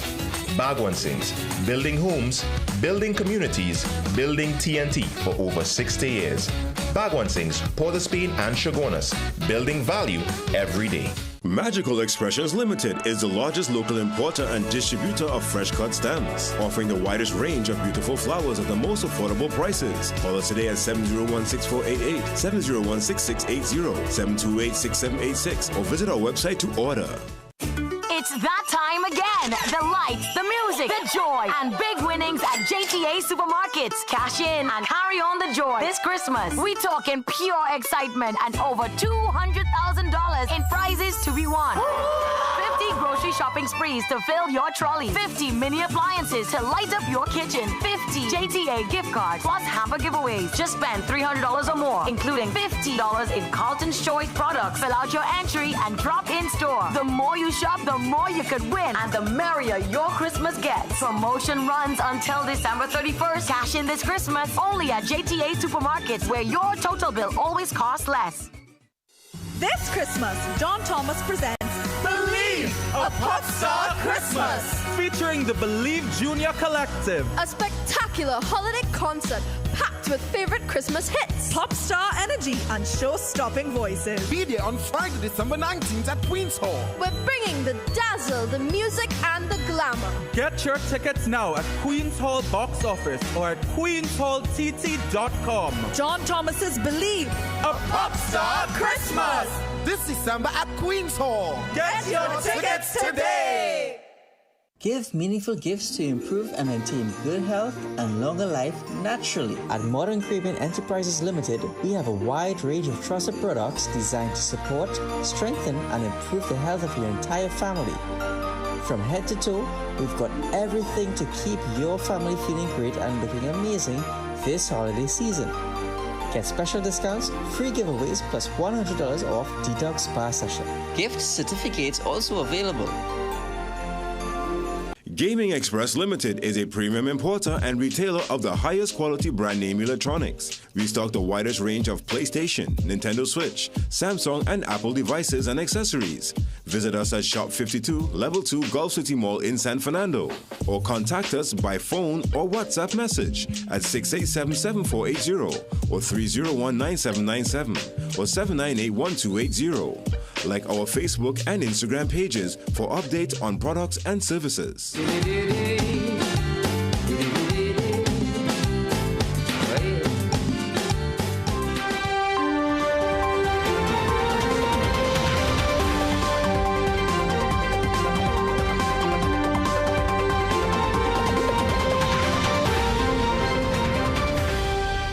Tobago Talks, and when Tobago Talk, we listen. This and every Wednesday, we touch base and find out in real time what's happening via the sister island, our beautiful, sweet sister island, Tobago. And we welcome this morning Minority Leader under the umbrella of the THA, Calvin Morris. He joins me yet again to speak on the hustings and to bring some clarity to some of the latest developments. And I saw this week a rather interesting one. We'll get to that immediately, but as always, good morning and welcome, Calvin. Good morning, Jason. Good morning, Trinidad and Tobago. Let me ask you, Watson Duke inserting himself, coming into the conversation and endorsing Farley's TPP, the current chief secretary, the incumbent. Does Mr. Duke have that political capital still in Tobago to influence the electorate, to sway the vote and to strengthen, as it will, TPP's chances come January 12th? Well, you know, I've always said we live in a democratic country, and it is therefore the right of each citizen to associate freely with which, or endorse in this case, whichever political entity they so choose. But if you've followed Mr. Duke over the last 3 years, there's been a very unfortunate fall from grace. After taking the PDP into government overwhelmingly, Mr. Duke then found himself outside of political governance in Tobago, as the very people who he led turned around and kicked him out of the THA. And therefore, we all would have witnessed how that played out, with Mr. Duke making very strong criticisms against this very Tobago People's Party. And, you know, it speaks to the character of the man that yesterday he had the worst to say about Mr. Augustine and his team, and a few moments later, he's now endorsing them. But truth be told, Mr. Duke is but a spent shell in the Tobago political arena. The PDP is but another political entity that has fallen by the wayside in Tobago, you know, and therefore this flip-flopping of Mr. Duke is no surprise to me, because the Prime Minister herself told us that Mr. Duke was out in the job market seeking employment from her government, and then we saw this about turn. So one just has to ask themselves the question, perhaps what may have incentivized Mr. Duke to now have to, in a real sense, eat back his own vomit. So you think this could be part of a bigger strategy to at least not have PDP in the scenario, to split the vote, as it were, so that more can go towards the TPP and they can really bring it home, probably now even more overwhelming way, because they won, as you would have mentioned, overwhelmingly in the last THA election. And we saw what happened also with PNM's chances during the general election, which came to its conclusion on April 28th, and losing the 2 seats there in the general election. So I wonder, with all that TPP momentum, if they're almost poised in a way to go over the line come January 12th. Well, the thing is, if you're to look at the numbers, while the TPP won the last general election, if you're to compare the PDP support in 2021 to the TPP support at the last polls, which was in April, that support has in fact decreased. And therefore, the TPP as an administration, they have lost touch with the ground, and that is no secret. They have abandoned the bread and butter issues. So the average Joe on the street who would have supported the PDP in droves, they have felt neglected, and therefore perhaps Mr. Duke's presence as part of this renewed PDP-TPP alliance is to try to capture those followers who have felt that the TPP no longer represents them.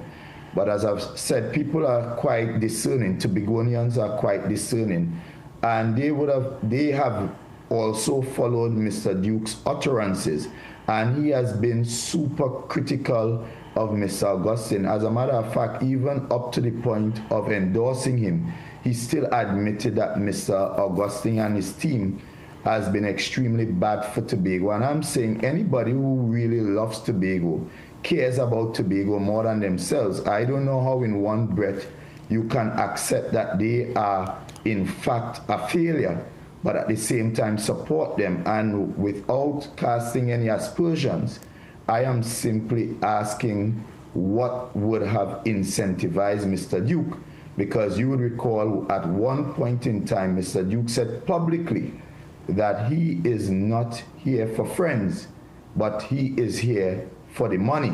And therefore, I'm simply asking the question, perhaps what may have incentivized Mr. Duke, and if there's somebody behind the incentive, who is paying Mr. Duke this incentive? You know, you said to me recently that the big ticket issue would be, or at least one of the big ticket issues would be the radar in Tobago. You said it will be almost a referendum, an indictment. You want the electorate to come out and vote overwhelmingly against that particular asset that's positioned. We're hearing now ministers Prime Minister and others, suggesting that the radar is there to give that extra layer of protection as it pertains to the maritime border, to see what's happening out there, to fight against narco-terrorism. Political analysts are also suggesting that the big ticket issue really is the Tobago economy and crime, and the radar will not play any factor in the upcoming THA election. Do you still hold your position that the radar is a major big ticket issue going into this THA election? The radar, in fact, perhaps is the #1 issue, because this radar speaks to a number of critical issues facing Tobago. One of which is the fact that here it is. We have a Tobago House of Assembly where the central government could make such a critical decision that affects the lives and livelihoods of Tobagonians, and in a real sense, Tobago was not consulted. And therefore, if you know Tobagonians hate to feel disrespected. And I am, based on the feedback I'm having on the ground, Tobagonians are still very much concerned. And you see, we understand and we follow international news. We understand the geopolitics that is playing out. And while the government would want us to believe this is part of their crime-fighting response, the reality is we just heard from a U.S. military official that this radar is in fact very critical to any kind of response to a war. And therefore, Tobagonians realize what the Prime Minister has actually done to the people of Tobago is to put a bullseye on the backs of every Tobagonian, meaning that if there is to be some escalation in the current geopolitical situation and conflict between the U.S. and Venezuela, that military asset that the Prime Minister forced down the throats of Tobagonians without giving us an opportunity to have a say will now put us smack in the middle of danger's way. And therefore, we are in Tobago very concerned as to what that means if a conflict or a war is to break out between the U.S. and Venezuela. You think Tobago, Calvin, would be any worse off or better off even if the radar wasn't there? You think they would still be in that bullseye even if that radar wasn't installed? And let's say it really went down. Well, we don't want no kind of military action, but let's just say that was to jump off. You think Tobago would have been spared if the radar wasn't there? Well, we think in a real sense, we really would have been spared for the main, because what the rules of engagement of war is that you don't just normally attack places, but once you have military assets, then you become prime target for any kind of action. And the fact that that radar has been placed in Tobago now makes us a prime target if that conflict is to escalate. And more than that, we are seeing the fallout even economically. So as you rightly said, the economy of Tobago also will be a conversation. But you are seeing just recently, the government of Germany just put out a travel advisory against Trinidad and Tobago, labeling this country as high risk. And it is high risk not for any increase in crime and criminal activity, but more so because of our involvement in this current conflict between the U.S. and Venezuela. And therefore, we are seeing in Tobago where hotels are losing bookings. People are canceling. Nobody wants to come to Tobago at this time. And this has been as a result of the reckless, selfish actions of both the Prime Minister and Mr. Augustine. Calvin Morris, I want to ask you really quick in the seconds that remain before we wrap things up. The Prime Minister says here on page 6 in The Guardian that she will give consideration to the Chief Secretary to have a seat with the National Security Council. Do you believe these words? The Prime Minister and the Chief Secretary, they are playing smart with foolishness, because the Tobago House of Assembly Act already provides and facilitates the Prime Minister and the Chief Secretary having consistent conversations on matters related to Tobago. Therefore, one ought not need to be sitting on any National Security Council to be briefed on any matter that is important to the people of Tobago. And it is because the Prime Minister recognized how impactful this issue is to the people of Tobago. They are now trying to PR and play political gymnastics. But the people of Tobago will speak loudly with their fingers. As I said, this is but one of the main issues that will be at play in the upcoming elections. Governor Morris, all the best. Keep us posted, and we will stay on top of all developments in Tobago as we prepare for THA elections 2026, the 12th of January. All the best, Galvan. Take care, Jace. For sure. We come back, and I'm happy to let you know that young brother, yes, young brother's in the building, and he's here with the Business Development Officer for Quantum Legal, Matthias Rajaram. It's a great initiative happening at the Sealots Basketball Court on Sunday, the 21st of December. Full details. The Sealots Legacy Foundation are putting this on. Bridging the Gap. Full details after the break.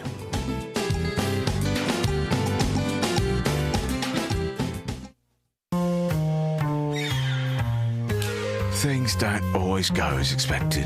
Be ready with Trinry for auto, home, business and group life. Call us at 800 Trin or visit trinry.com today. Huge insurance premium. Pay your premiums bit by bit with FlexiPay from Trinry. For more manageable auto, home and commercial insurance payments, call us at 800 Trin or visit trinry.com today. Trinry, premier insurance coverage for less. The countdown has started for the hottest ticket ever, the Queen's Royal College 3-car raffle. Pretty Christmas. First prize is a luxurious, fully loaded Royal Ride Ford Ranger. Draw date Saturday, December 20th at the school. Tickets only $100. All proceeds for the further uplifting of the school. Tickets available from teachers, parents, alumni, and of the school. Also at islandetickets.com. Bobby's Bar, Belmont. Better Homes, Front Street and Caroni. ADM Supermarket, Rima. Dobbs Hardware, Diggle Martin Main Road. ABC Windows and Doors, El Socorro. Freddy's Bakery, Western Main Road, St. James. And 4 Roads, Diggle Martin. Mode Alive. Farmer Supermarket, Santa Cruz. Sonar Jewelers, Chaguanas, and Pinal. Island Hobbies, Wrightson Road. The Express, Minimart, Majuba Crossroads. Stacy Supermarket, Toco. Leo Rain Hardware, Tragrick Road. ABC Supermarket, Arima. Final purchase date this Tuesday, December 16th. Don't be lucky and coward. Get your tickets now. Queen's Royal College Christmas 3-car raffle. Period nights don't have to look like this. Move less, wake up to change.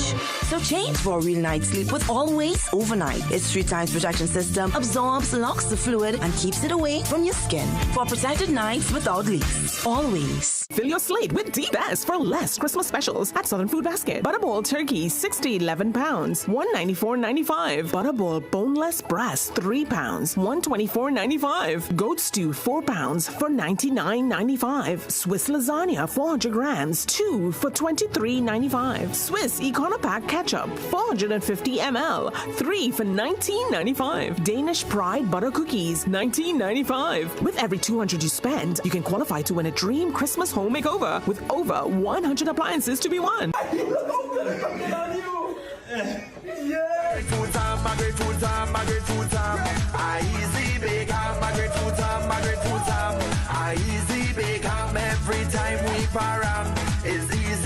Rome, this ham thing is really getting out of hand now. Yes, it's great foods, but I think I'm greater. Greater than our great foods, ham? Nah. Yes, it's either me or the ham. Great Foods, the name says it all. At Guardian General Insurance, we know your home is more than just a building.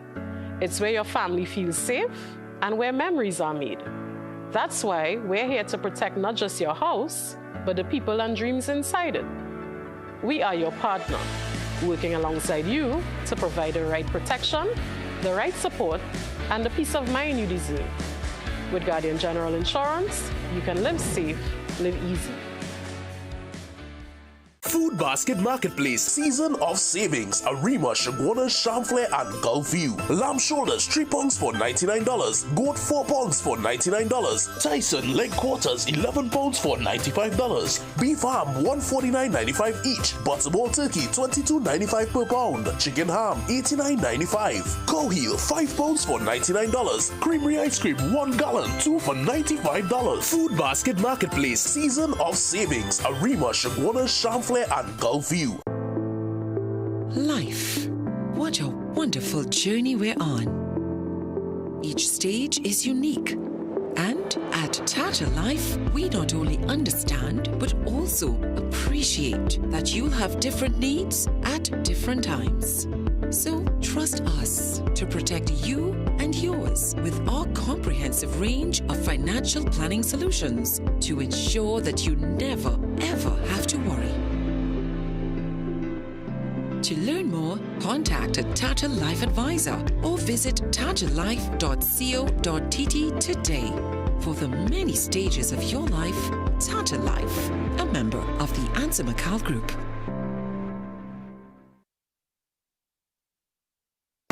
Do you think all dishwashing soaps are the same? With some, they require more effort, and they don't wash as much. Try Dawn and discover its grease cleaning power. Dawn removes stubborn grease easier and faster than others. Additionally, it foam lasts 50% more. With Dawn, you use less product to clean more dishes and save with every wash. Dawn, triple grease cleaning power. My mom has been shopping here for the last 15 years. So coming here with her, now I have my own family. The variety of items, cleanliness of the place, the spaciousness. My favorite section is household. My husband loves the hardware section and the auto section. My favorite would be stationery. Price Club is the low price leading supermarket in TNT. They are the best. I would recommend Price Club to anybody.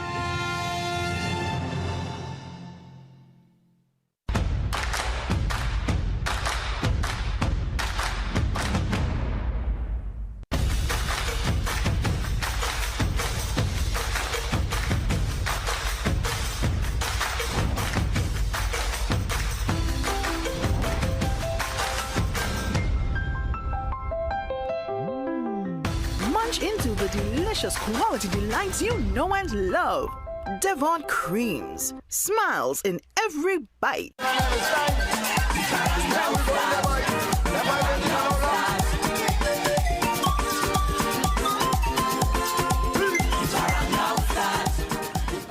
Well, let me tell you, it's so amazing when you're able to give back and inspire the next generation, and that's what Young Brother is doing, and he's doing this in collaboration with the Quantum Foundation. So Young Brother is the man who's behind the CLUT's Legacy Foundation, and they're teaming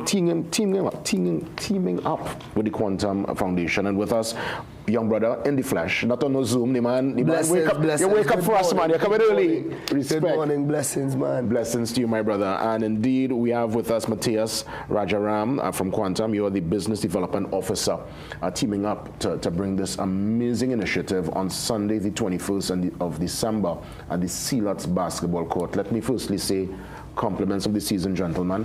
Blessings. And brother, I mean, my heart is filled with joy this morning that you're doing this particular initiative. I know you've been doing it in a nice, quiet way, but it seems like this seems to be like a real grand one you're putting forward for 2025, because you've had a tremendous year. Yeah, man. Walk me through it, man. The planning and what you plan. What's the execution in your mind? What's going to be the experience for those in attendance on the 21st?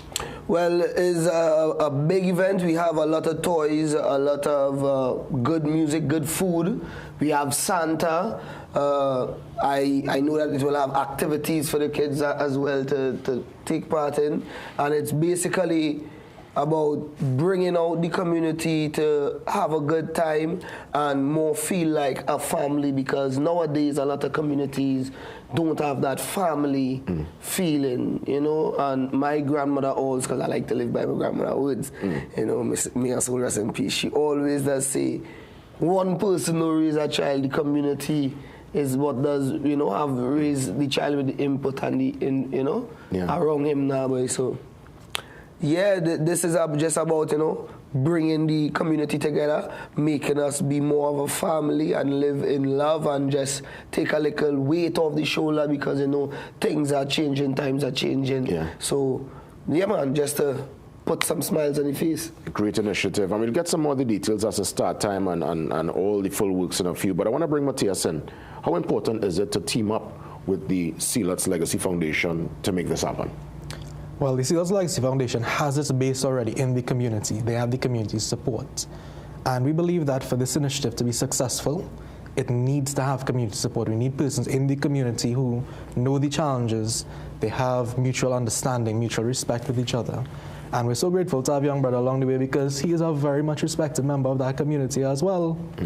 So it is very important for us to have the Sealot's Legacy Foundation, have that groundwork in place for this event to be successful. How important was it for you, brother, growing up as a youth man in the community when they would have had small initiatives or any kind of little moment of a give back where you might have received, you would have been on the receiving end as a child, whether it was a compliment or just something tangible, how that felt for you as a youth man? Very important to know that as a youth, people looking and watching your moves, and when you do something good, they tell you that, you know, well done, a pat on the shoulder, you know, even from another angle, when Christmas time comes around, and you know, it used to have these Christmas parties on the court, and my mother wasn't always able to afford a toy, you know, that many Christmas come and all I got was a phone card. You understand? So when these people come into the community and doing these Christmas parties and giving out toys and things, I used to be front and center. So when I reach, now that I am at a place in my career where I could do the same and make a youth feel happy, you know. You know, and that giving back is so important, and remembering your community. And you always speak so highly about your community, and I know they rate you, and this, to me, will take the rating again to our next level. Let me find out. I mean, obviously, Matthias, you're involved from a more technical side. Tell me the actual involvement and what execution you're going to do on the actual day itself. Well, at the moment, we're putting together the sponsors. We're reaching out to companies. Nice. We're handling more the corporate background of and how's that particular feedback when they understand what this is going to do for the community? Well, lovely thing is, right, we had our sponsors for the first event last year, like sponsors like CG United, Bagwin Sings, because of their location. Of course, in the area. Yeah, and of course, and we had other sponsors who would have come forward, like Royal Bank as well, who would have assisted us for this year. And for this year so far, we already have direct feedback from NP who have provided a contribution. Nice. And we've had Hyatt actually jump out to say, hey, we sending all this some food one time. So of course. We have this is really, really heartwarming, and that's our part. Well, let me tell you, I mean, it's so amazing that you're shining such a good light, because, you know, many people here see lots, there's this particular fear, there's this particular stigma attached. That's the reality, and we have so much talent in this space, and all they really need is a hearing. And people need to go in and see the community too and understand that, yes, I know it's for the community, but I'm sure there are others who will come from far removed just to be there to experience it. Young brother, what's your start time and what's your end time? Walk me through, you know, exactly what time you're starting and how long you're going for. Because once you start, let's start a groove, you're going the full distance, huh? Are we looking at 2 p.m. to 7 p.m.? Yes, 2 p.m. to 7 p.m. But, you know, when music come on, we people like to hold our vibes. Next thing you know, pot bubbling thing. That wild meat, you know? Yeah. Like we wild meat. Yes. So probably after we close off, 2 p.m. to 7 p.m., because we have a little community street corner vibes we just have, bar. So we could hold our vibes there, you know, and just, you know, continue the goodness. For sure. And, well, as you said, toys for the children, the full works. Full works. Full works. Brother, so happy for you, bro. And, I mean, just continue the tremendous work, health, more success, strength for 2026 and beyond, bro. Yeah, man. Give thanks. You know, I come from the studio at 2 o'clock this morning. Yeah, and when I see the call to come on TV this morning, watch the ceiling in my room, so I say, Father. But that's one thing, you show up, and you continue to show up, and there's that consistency and that commitment. Matthias, any closing remarks as we wrap things up? Well, while we look at the event itself here on December 21st, and that is important, there's also a larger initiative that surrounds the event. And that large initiative is for the betterment and development of the community in the long term. Because if we're being honest, right, our Christmas event is nice, but what's that doing for anyone come February? So this serves as a milestone to rally the community, bring everyone together, like brother said, bring all the family, to say, hey, this is hope, this is our rallying call, more or less, for the community. And the long-term goals that we have is to develop the community of Sealos into a model that can be utilized and shown elsewhere, because we have other communities that are also not in the best place right now. We want to bring the infrastructure up to par. We want to make sure that the persons, they have opportunities. Because as you mentioned earlier, stigmatization is a big thing. And we want to get away from that. And so when you go in, it's when you understand and feel the love. Hey, Mateus, all the best. Young brother, manners and respect, and it's going to be a tremendous success. Let's put the information up again on screen as we take the pause and get ready for our last conversation. It's happening on the 21st. Let's enjoy and put it up one more time. And of course, just to mention, if any companies want to partner with us as well, we welcome partnership for anyone that's for it. Always. See you soon, TNT. We coming. Them boys up in Lupino, Maracas and Sando. Get ready to start the show. Once you say the word go. A mortgage is what helps you turn your dream of owning a home into reality. First Citizens helps you plan for every other cost, such as insurance, maintenance, and utilities. Mortgages build equity, offer long-term investment, and give you freedom to make the space yours. First Citizens is here to help you understand your first steps to a mortgage. First Citizens. We are your one-stop, most convenient, most helpful, most caring community pharmacy. Our pharmaceutical services include dispensing medicines, repeat dispensing, clinical governance. But we also have a fully stocked convenience store featuring our refreshment aisle, grocery lane, personal care products, toys, pet supplies. We are most conveniently located out of the traffic, just 2 minutes off the highway in Heartland Plaza, Endeavour, Chaguanas. Contact us on 220-8705 or 470-5938 and visit us soon. Victor, why are you still living with bad odors? Instantly refresh your spaces with Febreze. Smell like leftover fried food? Instant freshness. Febreze, your home smelling fresh and clean. Find the limited edition at your favorite store or supermarket.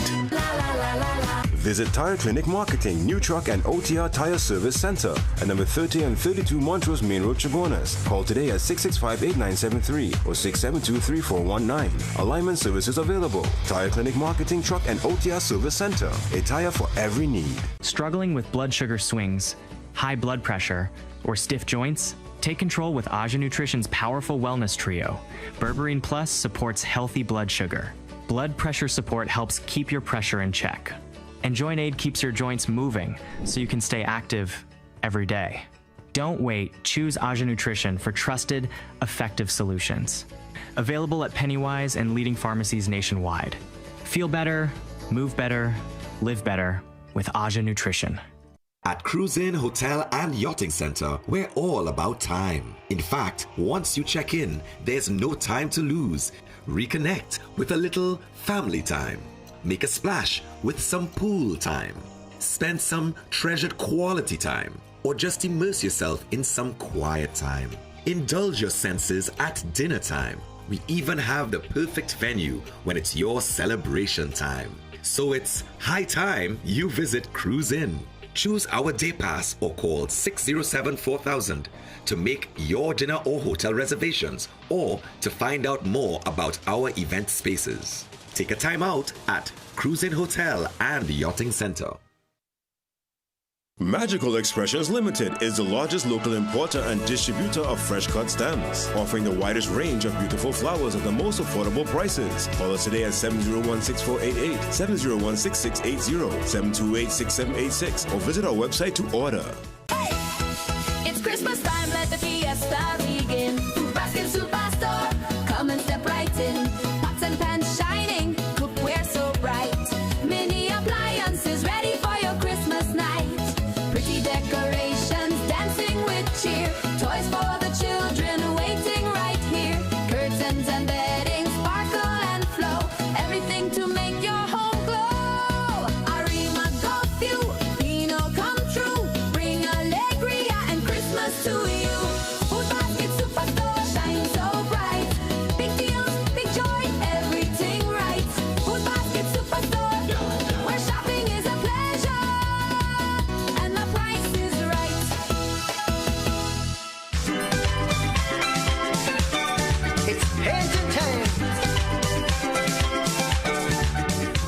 so happy to have with me on set the Chief Executive Officer of the NCB Merchant Bank Limited, Marley Crease. And Marley is here to treat with what I must say is one of the most innovative, I would say, this campaign, 10 out of 10, the fixed deposit public servant offer.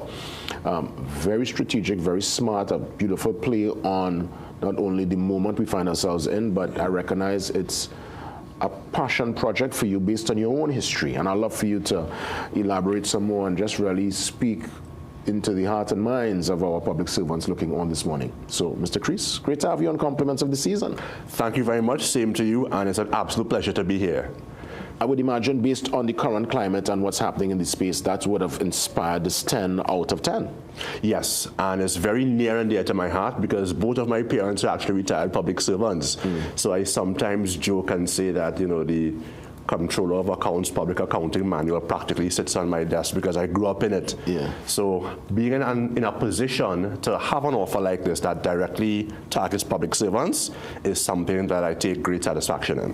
Why is NCB making the call? Well, I guess it's based on the timing. It's very strategic. Absolutely. It's based on the timing, the time of the year, and also we have a mandate to teach financial education and literacy.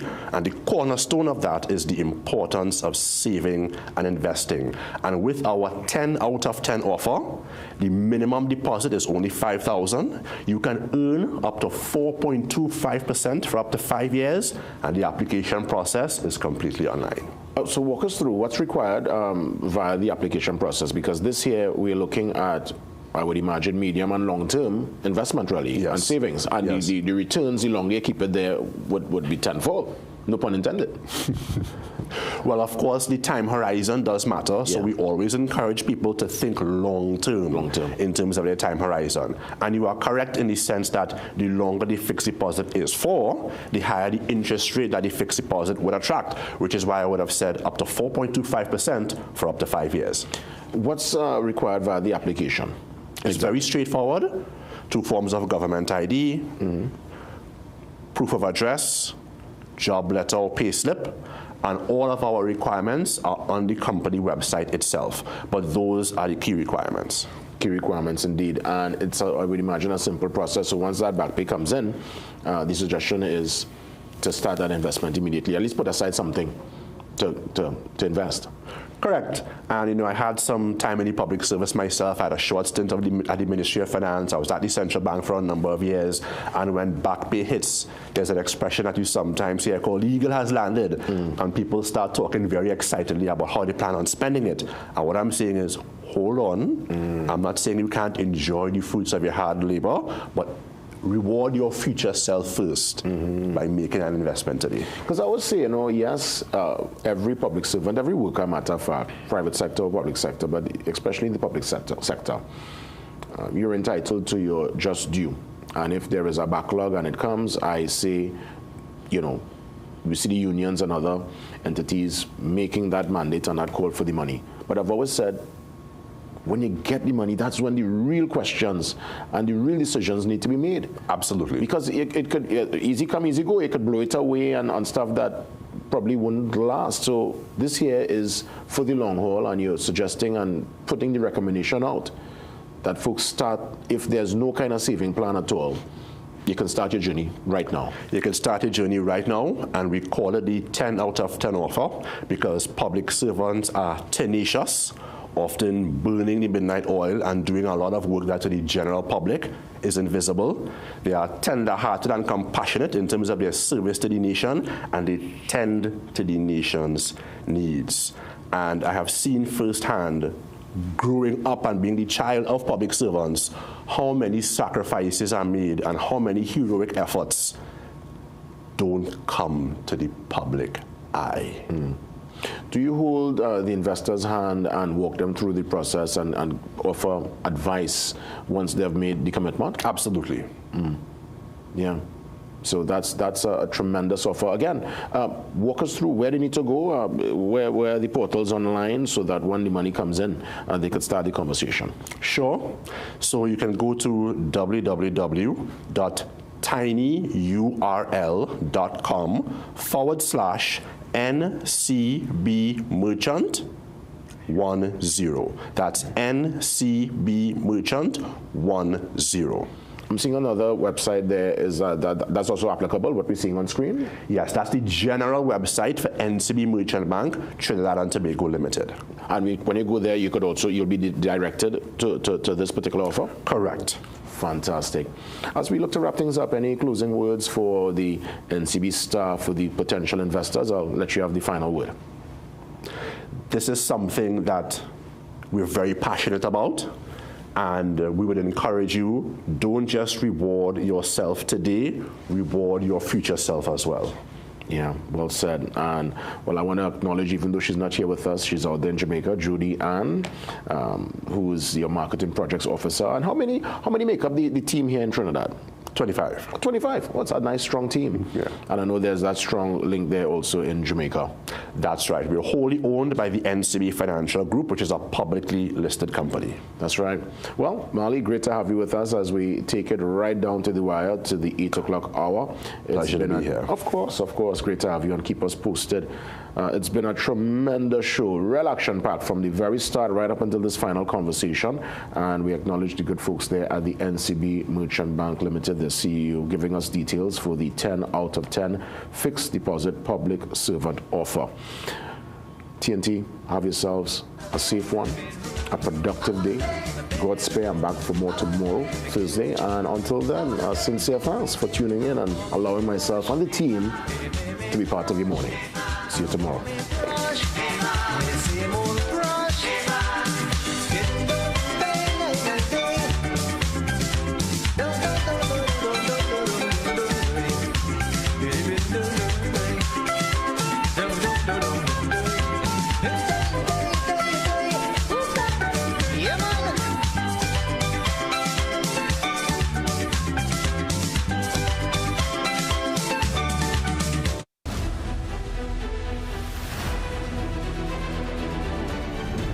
Morning Brew is brought to you by Omega XL.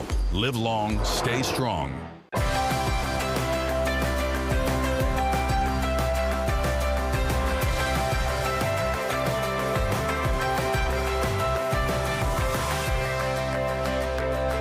You're watching CNC3. As an affiliate of Al Jazeera, we now join their current program.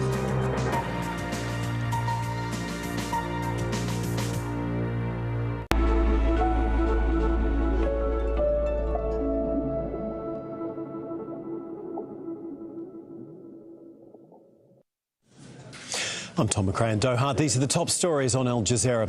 More than 500,000 people have fled the Thai-Cambodian border region, where conflict has flared up in a territorial dispute.